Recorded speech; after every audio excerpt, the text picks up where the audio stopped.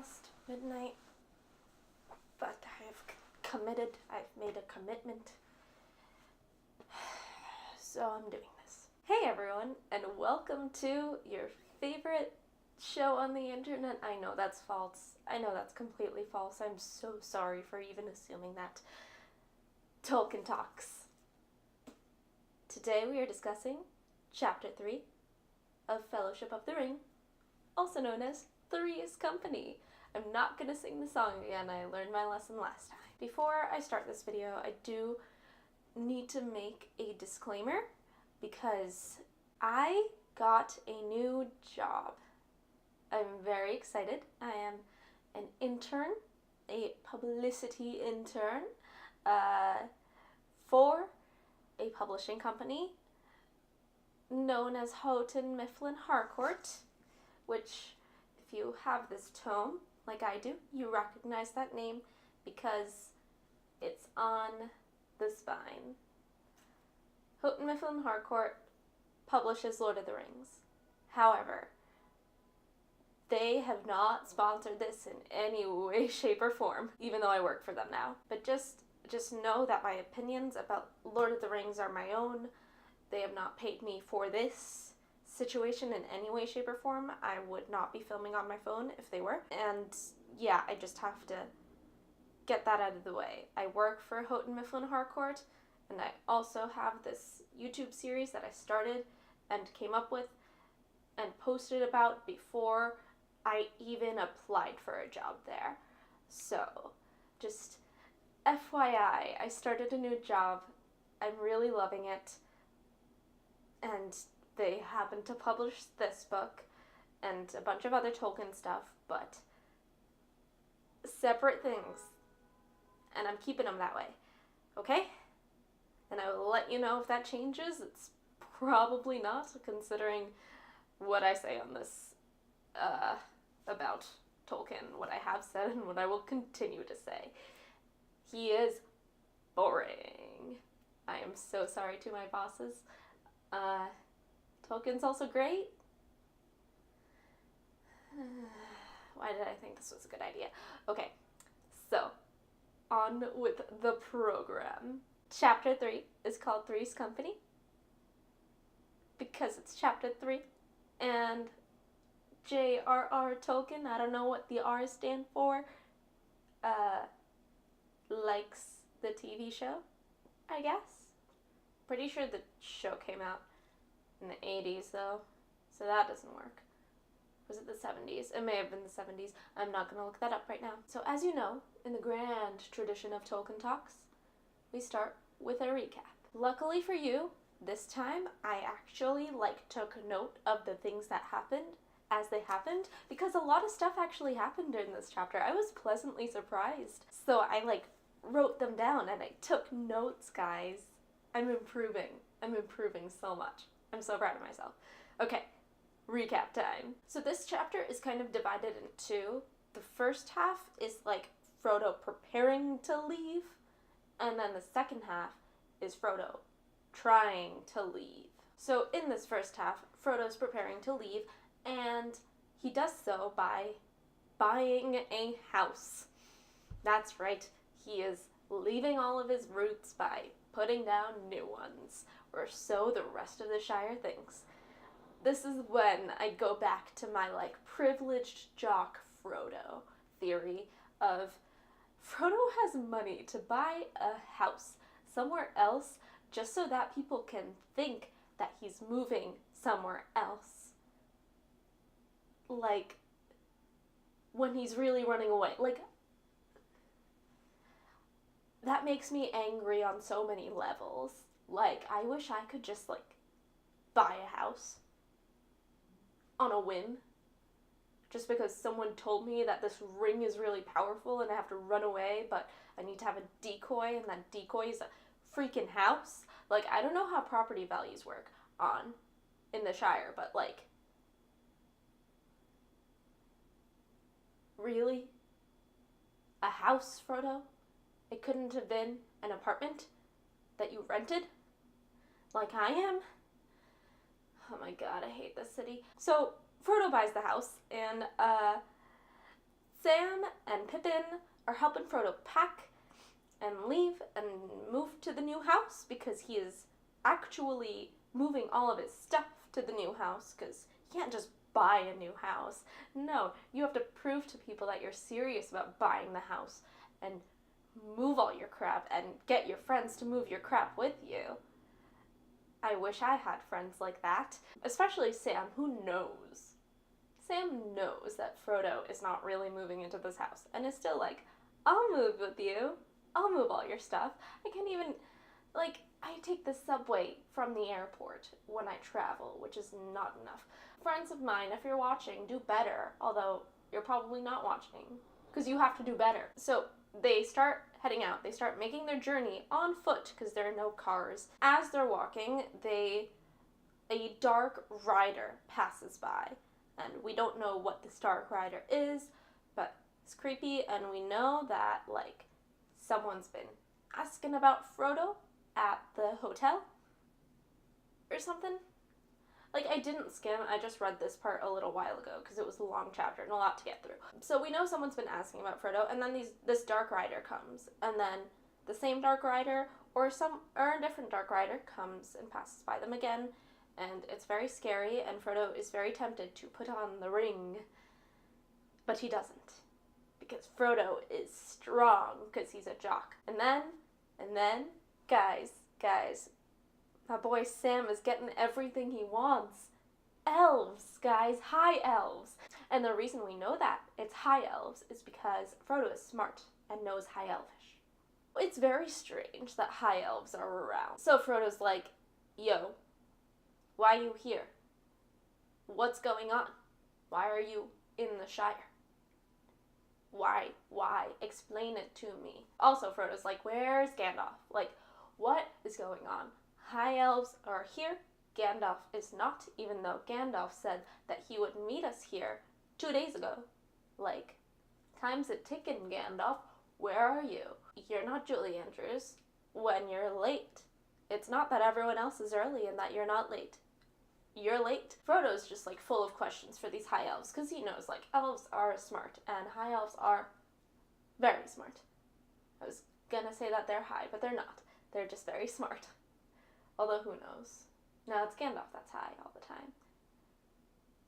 Hashtag not spawn. So the elf is vague because, as we know in fantasy, the smart people like to be vague and not give clear answers. And then Frodo's like, oh no, you are giving me answers. You are giving me real answers, not if Gandalf is not here, then maybe you should stay and maybe you should go ahead on your journey. No, don't give me that. Just tell me, should I stay or should I go? Give me a straight answer. And the elf's like, go. And then Frodo's like, okay, but I am tired, so I'm going to sleep. And that's the chapter. I said a lot happened. Not a lot actually happened. Moving happened, and talking to elves happened. That's 2 more things than the last chapter, though, where nothing happened. So I guess we're improving. Good job, Tolkien. You improved. So that's the end of the recap of Chapter 3 of Fellowship of the Ring. I almost forgot the name of the book I'm reading. It is well past midnight now, and I am tired because I work for a living. So part 2 of this lovely little episode, which is my favorite part, because it's the part where I talk about my favorite parts. It's amazing. Honest to God, my favorite part of this chapter was Frodo asking for more information from the elves. That just gave me life. Basically, Pippin's like, these black riders, these black riders, what's going on? And everyone's very concerned, and not telling anyone anything. So, Gildor is the leader of this pack of high elves. Frodo's like, okay, Gildor, give me answers. Where's Gandalf? What's going on? And Gildor's brows are furrowed, and he's very concerned, and they're murmuring amongst each other, and not giving answers to the very straightforward questions Frodo is asking, and Frodo's like, you are giving me answers. Don't give me vague BS. Don't do it. And this is how that goes. So Gildor is saying after he finds out that, like, these hobbits don't know what the Black Riders are, Gildor's like, then I think it is not for me to say more, lest terror should keep you from your journey.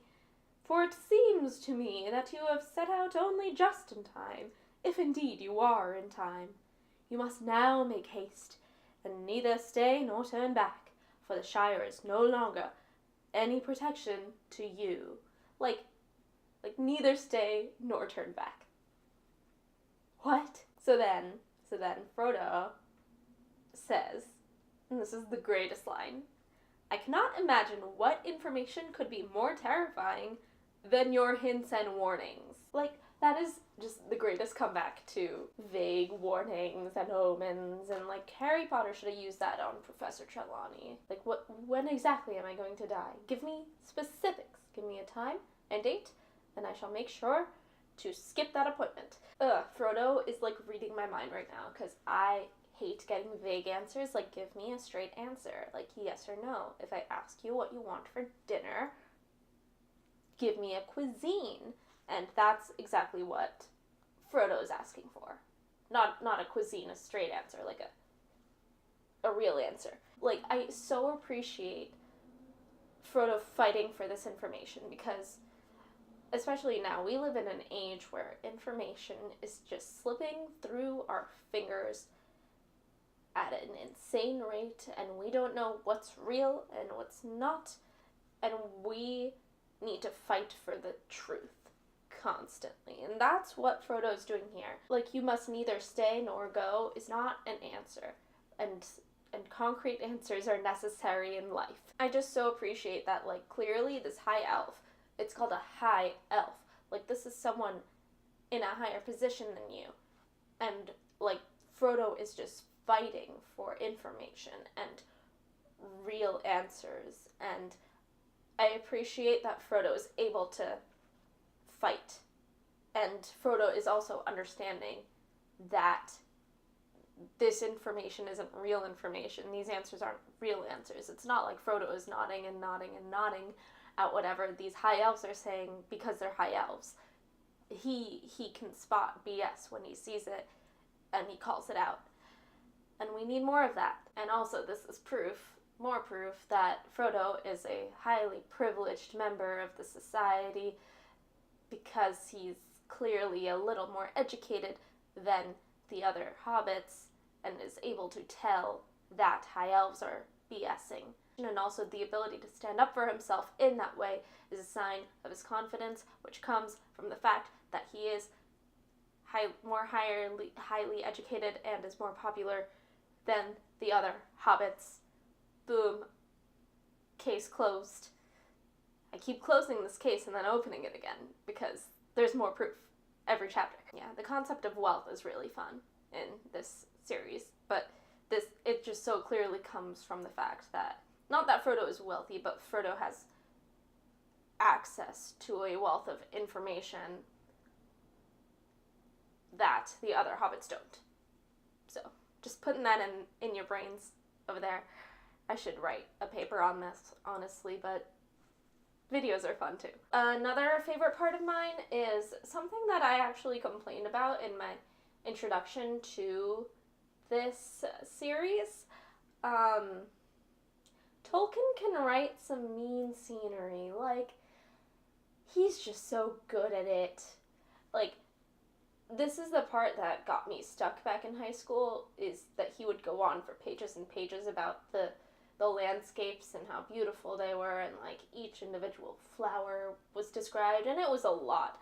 And I got really tired of it really fast, but this is, like, the first real instance of it, and it's just gorgeous. And the way Tolkien uses language is so beautiful. So I'm going to read aloud a little piece of that. So this is just one sentence, and it's at the end of a paragraph. It's on page 74 of this edition, if you've got this edition. They were now on level ground, and the road, after much winding, lay straight ahead through grassland sprinkled with tall trees, outliers of the approaching woods. Oh, gorgeous. Like, that's just so pretty. And And Tolkien, like, even when I got bored of it, I was still like, that's beautiful. And that's also something I struggle with in my own writing. Like, setting is just kind of non-existent unless when absolutely necessary. And in this book, setting is kind of always absolutely necessary because it's an adventure story. So I understand why Tolkien takes so much time to describe the scenery. I know it'll become a lot, but I appreciate it right now. Like, I love it right now. So my last favorite part of this chapter was, I literally have in my notes, like, it's going to be backwards when I show you, but it says, Frodo is a procrastinating son of a bee, which he is. So I wrote that because he was procrastinating telling his friends that he was, like, actually leaving them, and instead they were just drinking. And if that's not relatable, I don't know what is. Yes, Frodo, don't tell your people the bad news that you might not ever see them again. Just drink. And if that ain't a motto for 2018, it was just so funny and so relatable. I was like, yes. Just postpone all the bad news. Just postpone it all, because we can't take it right now. And let's just eat, drink, and be merry. Oh, and the last thing I loved about this chapter, the actual last thing I love about this chapter is that the Sackville Bagginses get Hobbiton. Yes, it's all they've ever wanted. All they've ever wanted is Frodo's house. And they got it. They finally got it. I think I knew that the Sackville Bagginses, deep in my heart, I knew that they would eventually get what they wanted, which is why, like, Tolkien was so hard on them in the beginning, because he was like, they'll get what they want, so I'm gonna give them what they deserve right now, before they get what they want. But I was just so happy for them. I was like, this isn't a redemption arc, but you got what you wanted, so I'm happy for you. Although I would have preferred a redemption arc, to be honest. Like, I want the Sackville Bagginses to come in like, the final battle or whatever and just, like, save everyone. Like, that would be brilliant. Oh, I hope that happens.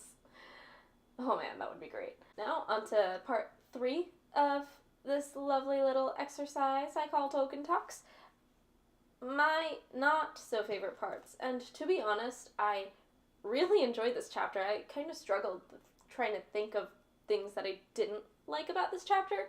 The only thing I can really think of is that the first half of the chapter was a little slow, like before the encounter with the elves and before, like, Frodo and Sam and Pippin actually head out. Like, it's just a bit slow because, like, Frodo's waiting and to leave, and he's like, okay, when Gandalf comes, and then he's like, on my birthday, okay, no, after my birthday, and it's just, like, it's Frodo being a procrastinating son of a bee.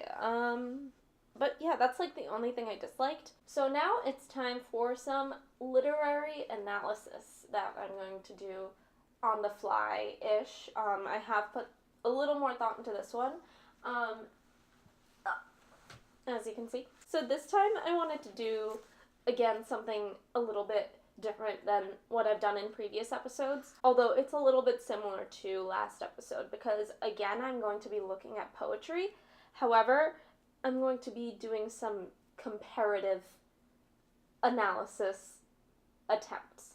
And this was really easy for me to choose because literally on the pages, like, one comes right after the other. The first thing I'm going to be discussing is the walking song that Frodo and the other hobbits sing together, and then I'm going to be singing the song that we hear from the elves almost right after, which is when we realize they're high elves because they took the name of Elbereth. I'm going to be comparing those two, and it's kind of like a comparison of different cultures. It's just such a rich universe that there are 2 different cultures to pull from, and I hope that I could maybe kind of inform what those cultures are about, and if not, maybe just inform us of like maybe the different styles Tolkien uses, or maybe how similar they are, and if Tolkien's style doesn't change from poem to poem, despite the fact that they're from two different races of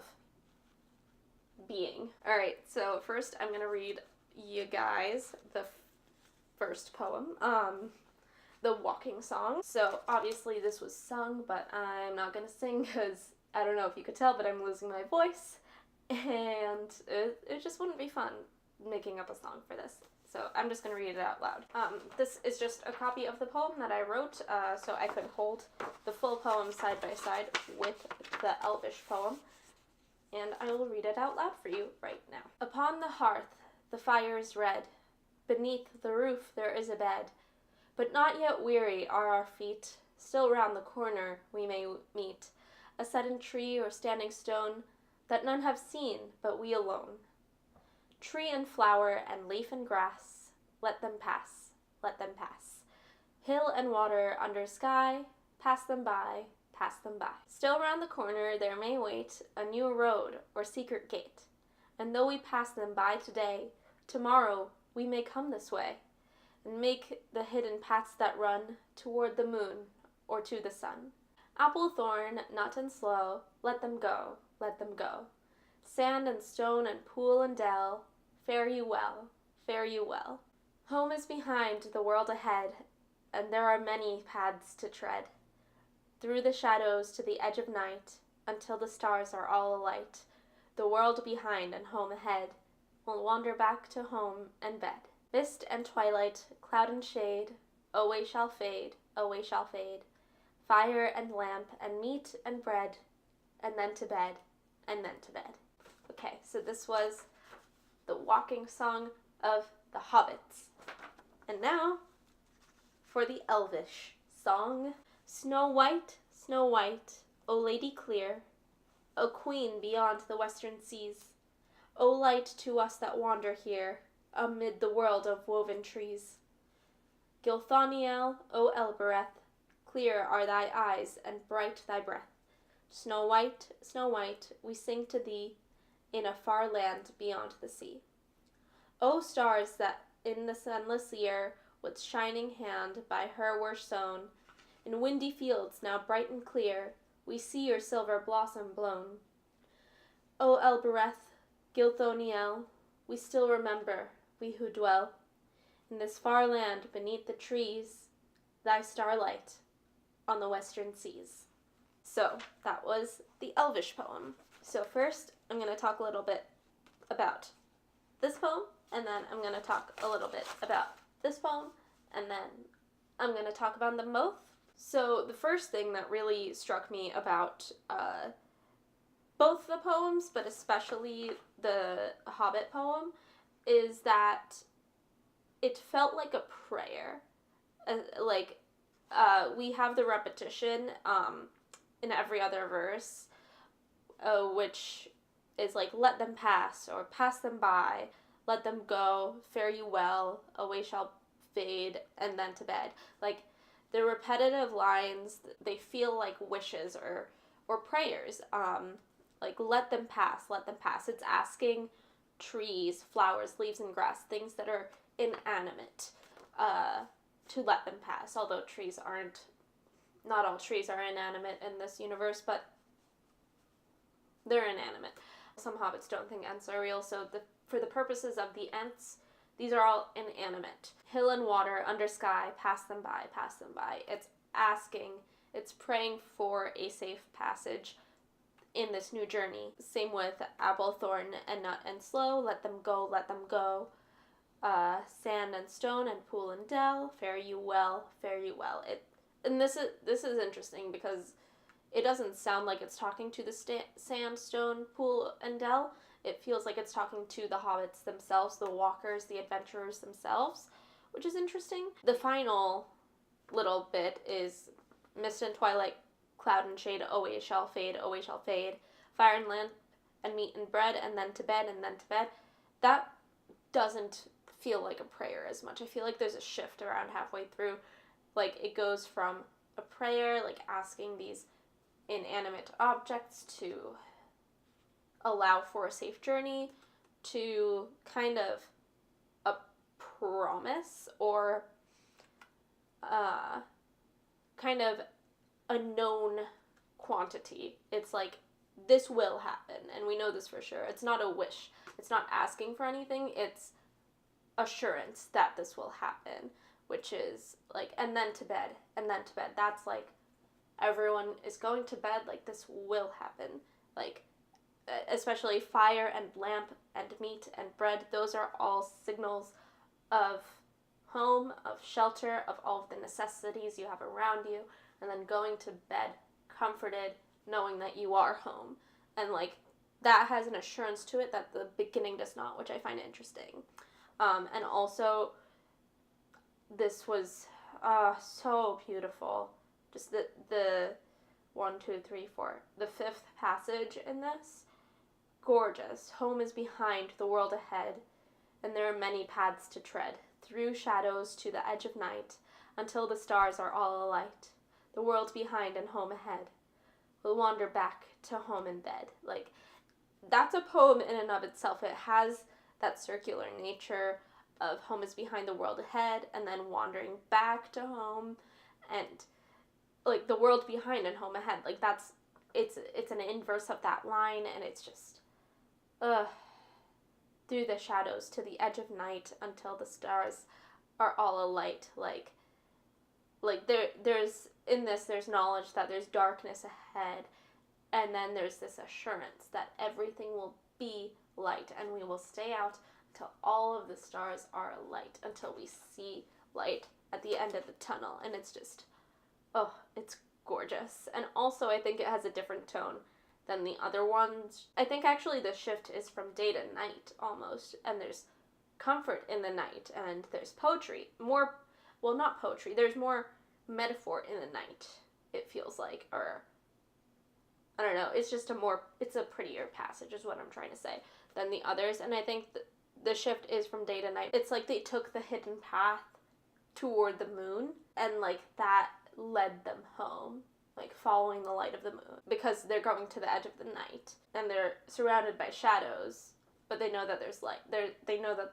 there's stars, and it's just gorgeous. Tolkien can really write, and that's what annoys me the most. So let's talk about the Elvish poem for a little bit and then talk about both together. So like I said about this one, the Elvish poem feels a lot like a prayer as well. Like, this has the feel of a folk song, I think because of the language used, this feels less like a folk song and feels far more formal. There's also the meter, which is different than this one. And the rhyme scheme, which is A, B, A, B, C, D, C, D, throughout. And there's that O in there that feels very romantic, like high romance, and the usage of like thy breath instead of plain English, like your breath. It uses thy, and very affected Middle English.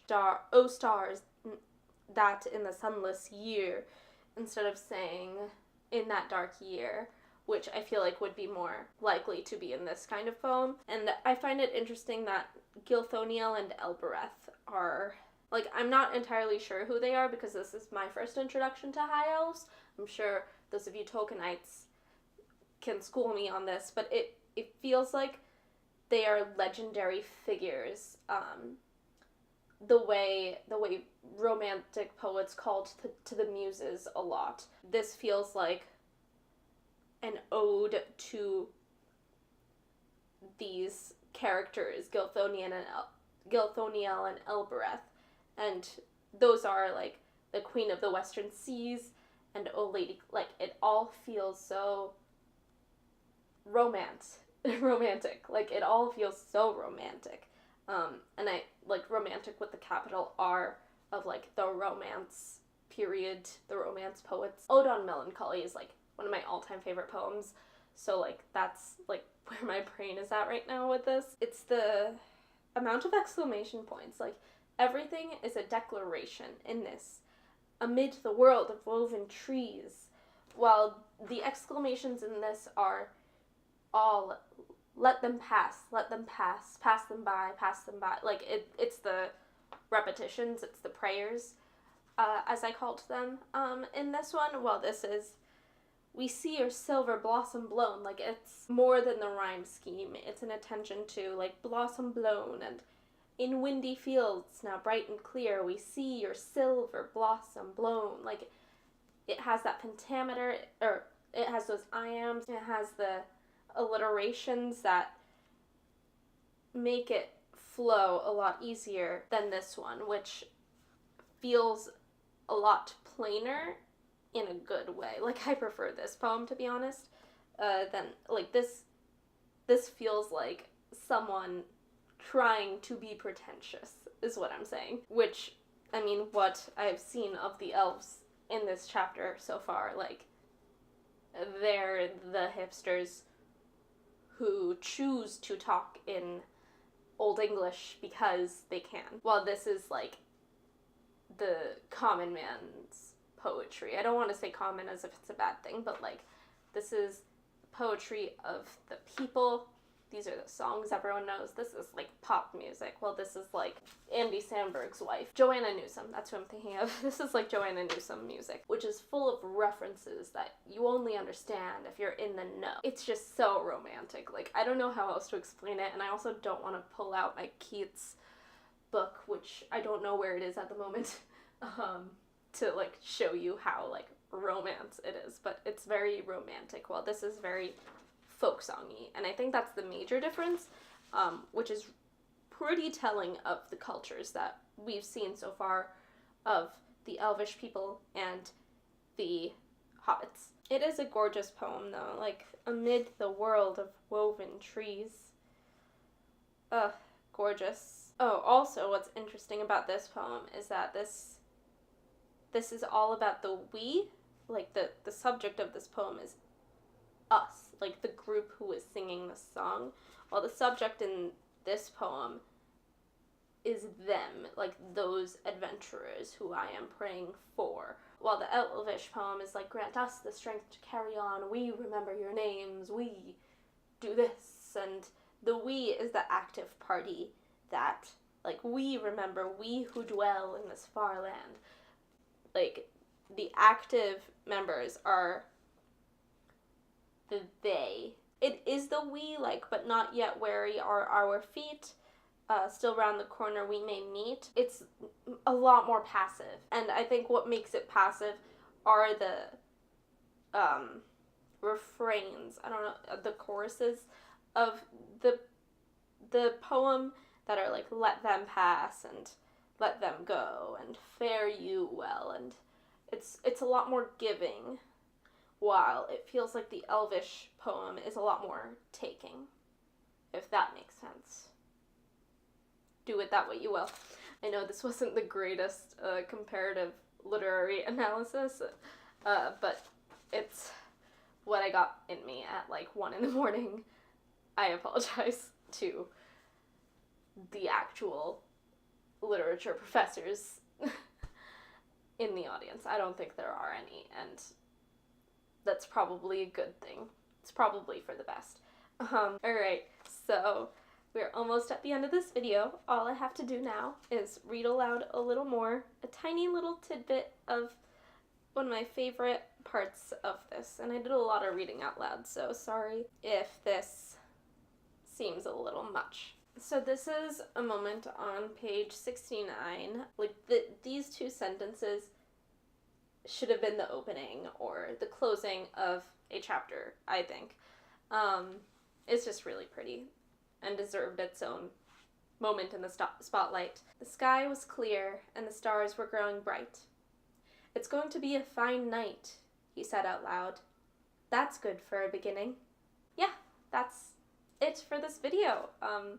I will see you guys for chapter 4 of this adventure called A Shortcut to Mushrooms. I don't know how to feel about that. I do like mushrooms on pizza. There's that. I like mushrooms in a lot of things, actually. They're just delicious. Like, there's this one Chinese restaurant that does, like, woodier mushrooms, and they're so good.